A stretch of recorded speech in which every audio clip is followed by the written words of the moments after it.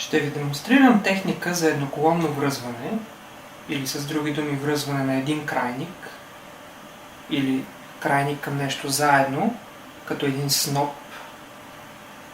Техника наречена була-була. Както винаги правим, намираме си първо двата края, за да ни е равно въжето. Проследяваме го, докато намериме средата. Да кажем, че това е ръка, за по-лесно. С средата на въжето хващаме, правим една навивка, правим втора навивка. В случая за демонстрацията го правя малко по-широко, за да може да го видите. Така навивките са две. Стараем се да са равно опънати, да има равно напрежение във въжетата. От тук нататък кръстосваме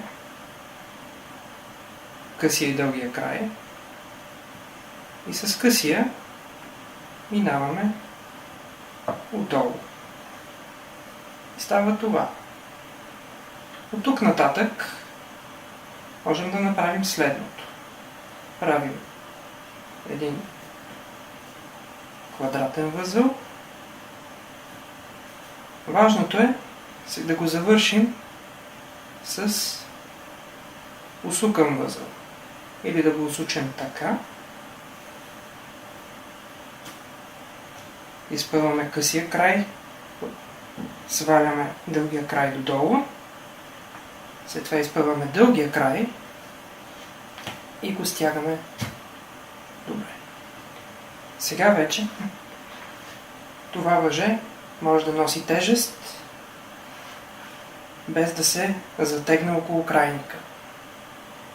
За допълнителна сигурност, ако решим да правим увисвания от едноколонно връзване, можем да заключим възела, като прекараме въжето през средата. Ето така. Сега, ако по някаква причина това въже тръгне да се изхлузва и възела да се разпада, той ще се заклещи тук и това нещо няма да затегне крайника и да ограничи кръвоснабдяването или да нарани нерв.